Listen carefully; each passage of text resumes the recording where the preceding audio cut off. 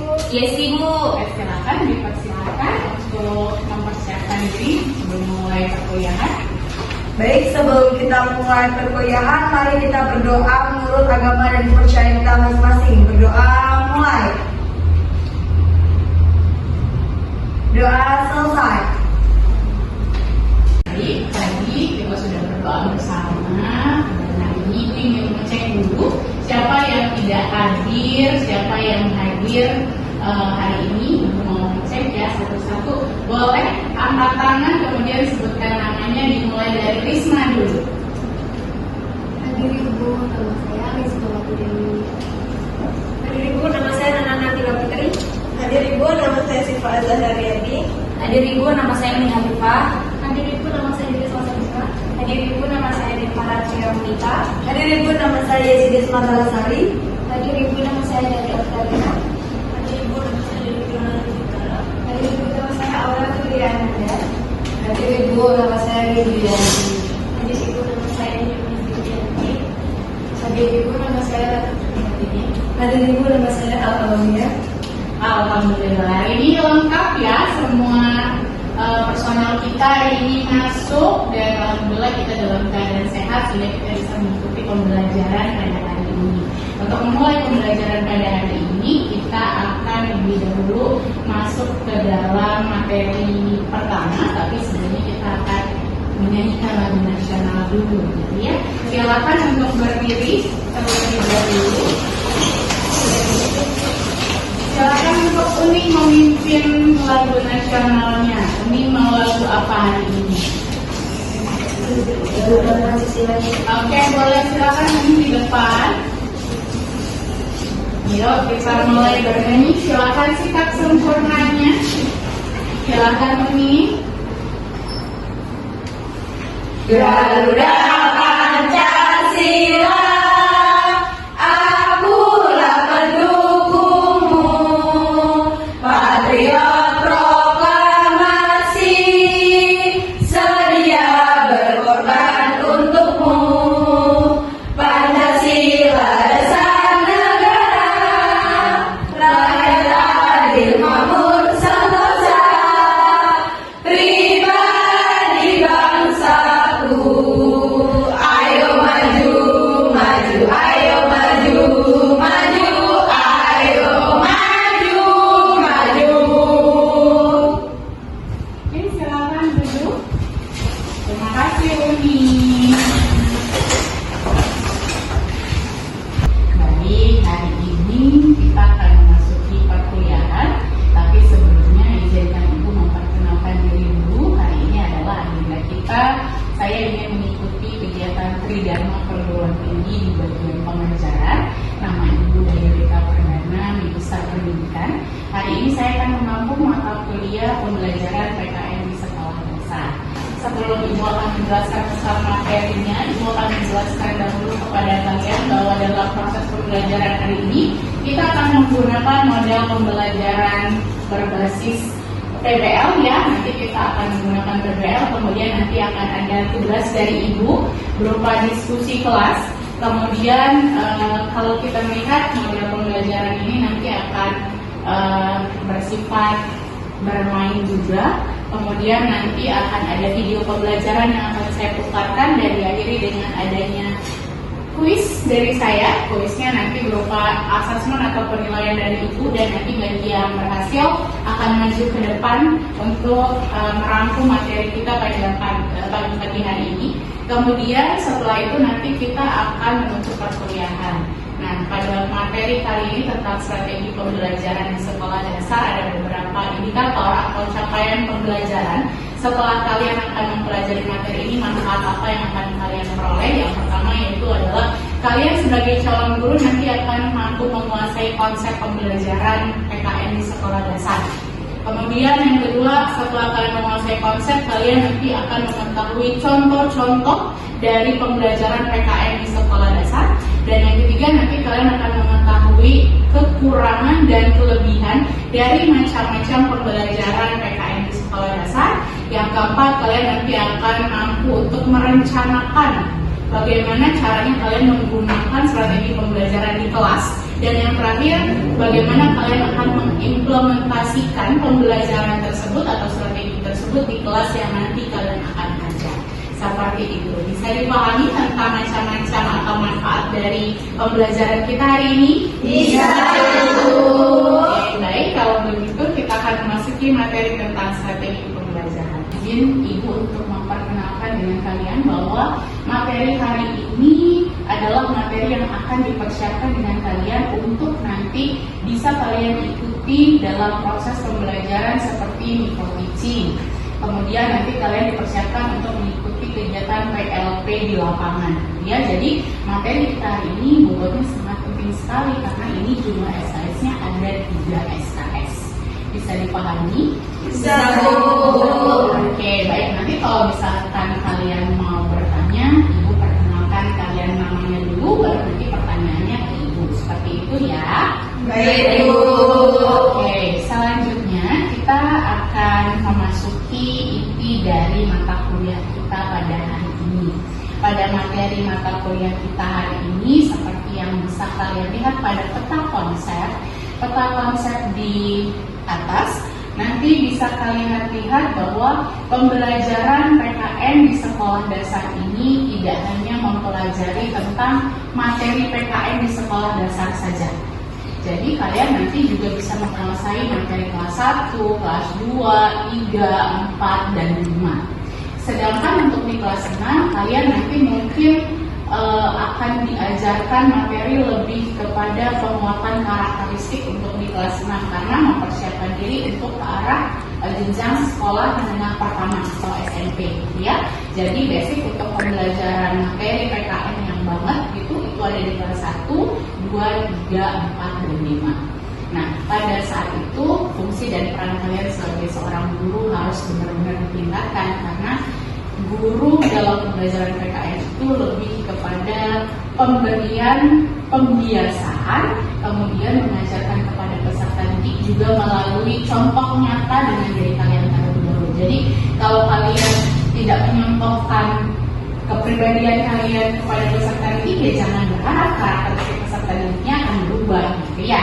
Nah, kemudian setelah kita mempelajari tentang materi, ada juga pembelajaran kita berkaitan dengan kurikulum. Ya, kurikulum di sekolah dasar selalu berubah-ubah. Biasanya ketika sistem pemerintahan berubah atau kepala negara berubah, maka akan mengikuti dengan parlemennya alias menteri-menterinya juga nanti akan berubah.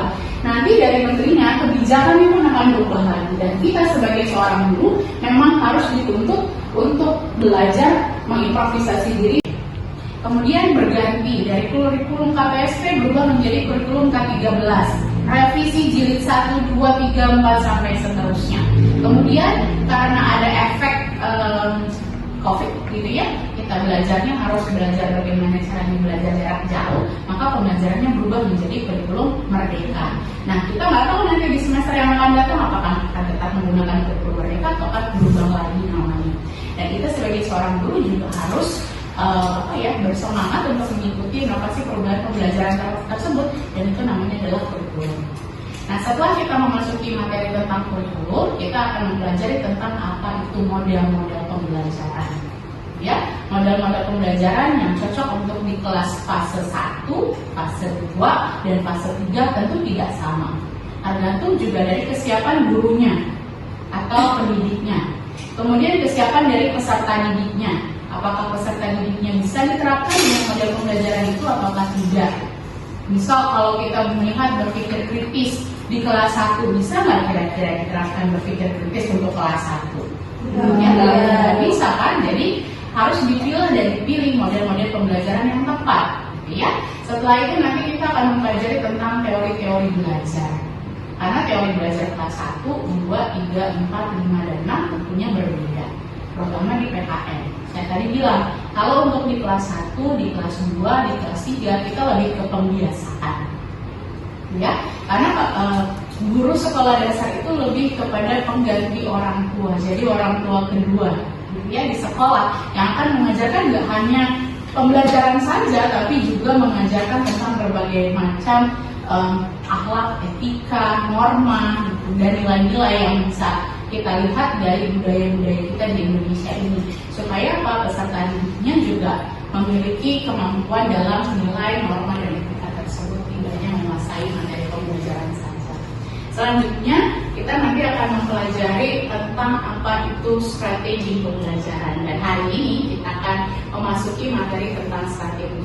Setelah itu nanti mungkin minggu depan kita akan mempelajari tentang evaluasi pembelajaran atau assessment, dan diakhiri dengan bagaimana kita mengembangkan kurikulum berupa rencana perangkat pembelajaran atau yang biasa kita kenal dengan nama RPP. Seperti itu ya. Jadi hari ini fokus kita adalah di pembelajaran tentang strategi pembelajaran di sekolah dasar, khususnya pada mata pelajaran PKN. Bisa kita ikuti? Bisa. Oke, kita hari ini akan mempelajari materi tentang pengertian strategi pembelajaran, ya.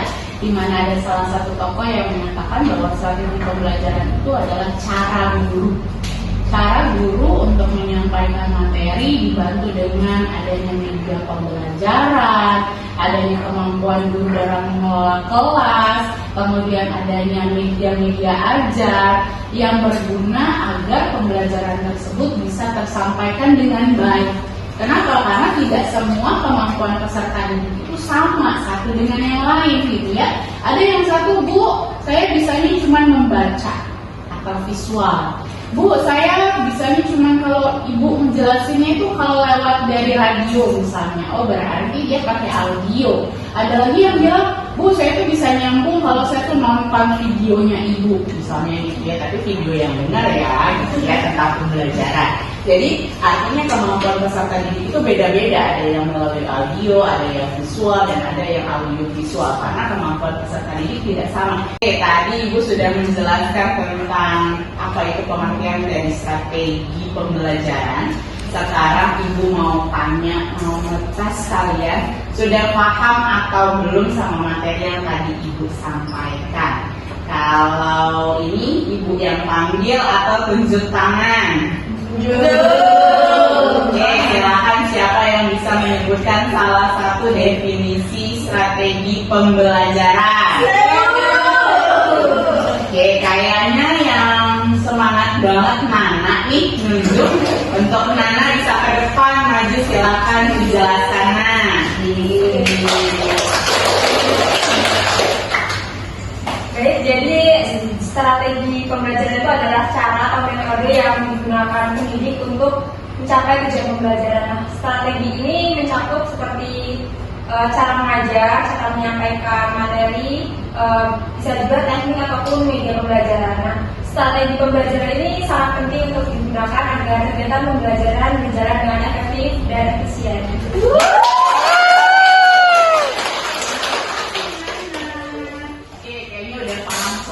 Ya, nah sekarang kita mau masuk ke tugas dulu deh ya. Kita mau langsung tugas hari ini. Karena kenapa? Supaya kita lebih semangat, lebih fokus belajarnya, dan nggak ada waktu bercanda-bercanda gitu ya. Saya mau habis ini kalian nanti membentuk kelompok kecil, membagi menjadi 5 kelompok ya.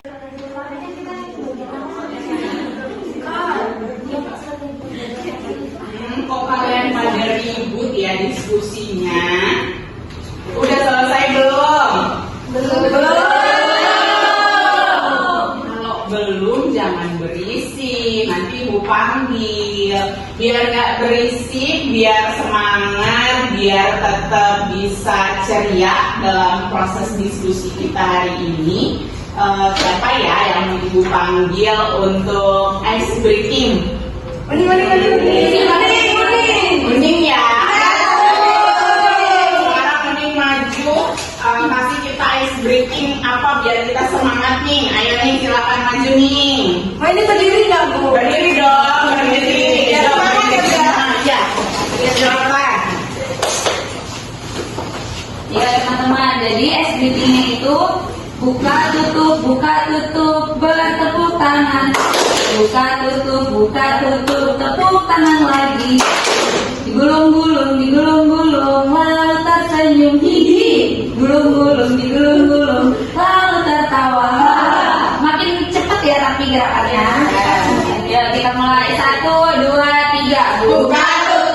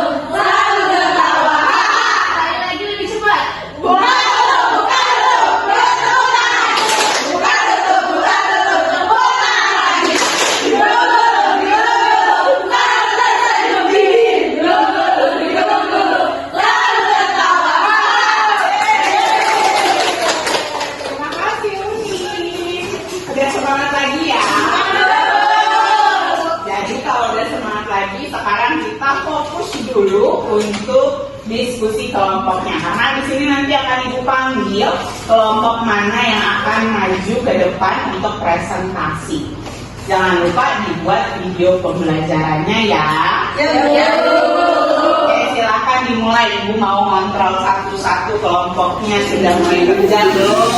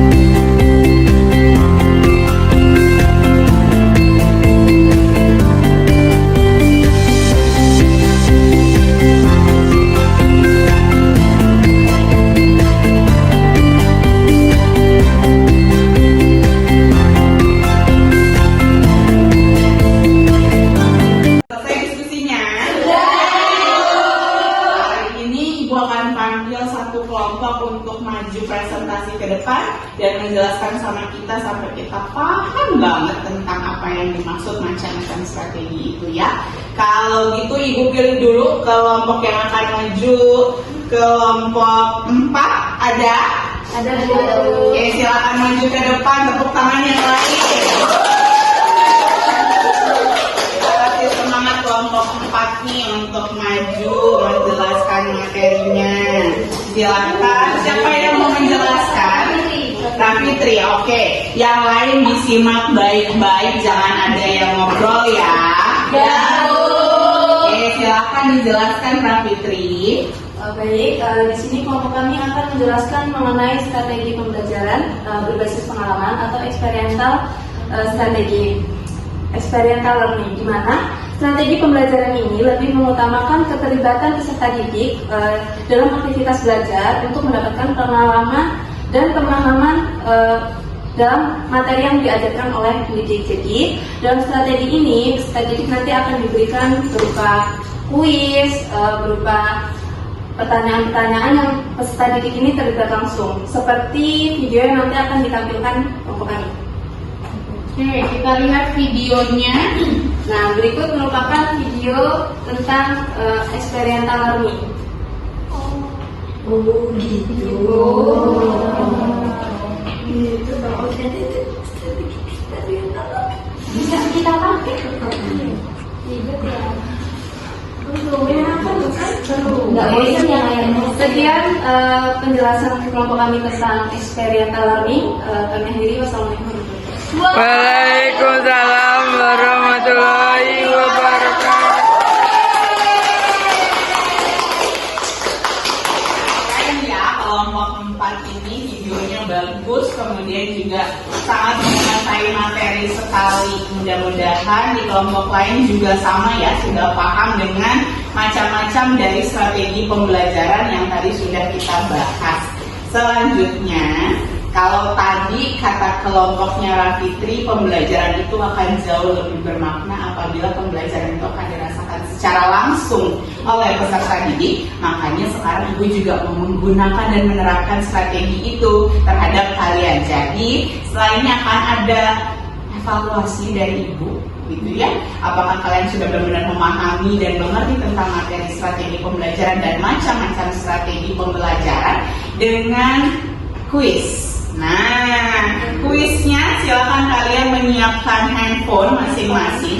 Nanti kalian boleh untuk maju ke depan untuk men-scan barcode kalian untuk mengikuti proses kuis tersebut. Bisa dipahami? Bisa.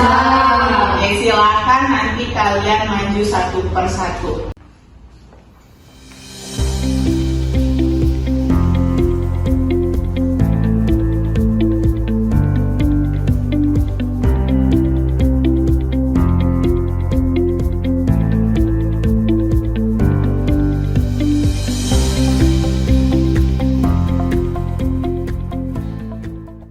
Sudah selesai semua?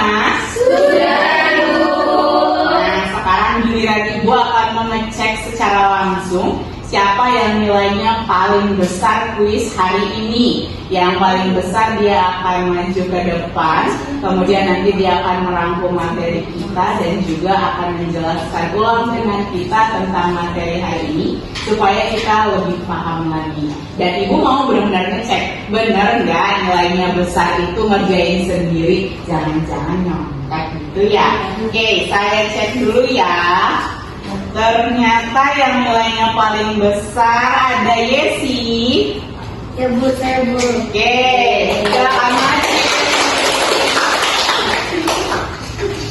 Oke, silakan dijelaskan materi kita hari ini apa, kemudian dikasih penguatan supaya teman-temannya paham. Ya, baiklah, di sini perkenalkan, nama saya Yesi Desmatalasari. Di sini saya akan menjelaskan mengenai sebagai strategi pembelajaran. Nah, strategi pembelajaran itu adalah cara atau metode yang digunakan oleh pendidik untuk melakukan proses pembelajaran agar peserta didik itu lebih paham tentang suatu pembelajaran atau pembelajaran yang dilakukan. Jadi, mengapa peserta pendidik itu menggunakan strategi pembelajaran untuk mempermudah peserta didik agar paham pada materi yang diajarkan. Nah, tadi kan kita udah bahas, yang menurut saya itu strategi yang baik untuk digunakan atau yang lebih mudah digunakan dalam proses pembelajaran ialah experimental learning. Mengapa? Karena di experimental learning ini pendidik menggunakan media yang bagus atau yang baik untuk berinteraksi dengan peserta didik sehingga peserta didik itu dapat memahami pembelajaran dengan baik dan tidak hanya oleh untuk satu peserta didik saja, namun semua peserta didiknya. Jadi peserta didik bisa lebih paham dengan materi yang diajarkan. Terima kasih. Baik, untuk selanjutnya itu saya menampilkan video mengenai strategi pakai experimental learning. Nah, di sini peserta didik itu mempresentasikan hasil kerja kelompoknya yang mudah dilakuin sama kelompoknya masing-masing. Jadi experimental learning itu ada kelebihan dan kekurangannya, teman-teman. Nah, untuk kelebihannya itu yang pertama meningkatkan keaktifan peserta didik. Jadi peserta didik itu akan lebih aktif jika media pembelajaran yang kita gunakan itu lebih bagus atau menarik perhatian mereka. Lalu yang kedua yaitu meningkatkan keterampilan mereka, keterampilan peserta didiknya. Jadi keterampilan peserta didik itu menjadi lebih bagus ketimbang kita memakai strategi yang lainnya. Lalu yang selanjutnya yaitu meningkatkan motivasi peserta didik untuk proses pembelajaran. Jadi peserta didik itu hatinya terbentuk untuk bisa mengikuti pembelajaran yang dilakukan oleh pendidik. Jadi mereka itu lebih semangat untuk melakukan proses pembelajaran. Dan selanjutnya meningkatkan kemampuan analitis dari peserta didiknya. Jadi mereka itu dapat menganalisis proses pembelajaran atau materi yang diterapkan oleh pendidiknya. Nah, yang selanjutnya itu tentu pasti ada kekurangannya. Nah, yang pertama yaitu biaya. Pasti yang digunakan dari untuk eksperimental learning ini biaya yang cukup lebih tinggi dibandingkan dengan menggunakan strategi yang lainnya, karena mereka atau pendidiknya harus menggunakan media yang bagus dan menarik. Lalu yang selanjutnya yaitu waktu. Nah, waktu yang digunakan untuk melakukan strategi eksperimental learning ini itu waktunya lebih banyak. Dan selanjutnya yaitu dari keterbatasan. Nah, keterbatasan ini baik dari biaya, waktu, dan juga bahan-bahan yang diperlukan untuk proses pembelajarannya. Baik, sekian dari saya akhiri. Wassalamualaikum warahmatullahi wabarakatuh. Waalaikumsalam warahmatullahi wabarakatuh. Itulah tadi pembelajaran kita hari ini tentang strategi pembelajaran di sekolah dasar. Jadi apa aja materi kita? Ada definisi atau konsep dari Strategi pembelajaran. sekolah dasar. Kemudian yang kedua ada Strategi pembelajaran. pinter. Kalau sudah paham semuanya, maka hari ini materinya kita cukupkan sekian. Dan terima kasih untuk kerjasamanya hari ini. Mudah-mudahan materi yang Ibu sampaikan bisa kalian ambil sebagai pembelajaran dan bisa kalian terapkan nanti di sekolah. Dan apabila ada kata-kata yang salah, saya mohon maaf. Dan kita tutup pembelajaran hari ini dengan melafalkan hamdalah. Alhamdulillahirobbilalamin. Terima kasih sebelumnya. Wabillahi taufiq wal hidayah. Wassalamualaikum warahmatullahi wabarakatuh. Waalaikumsalam.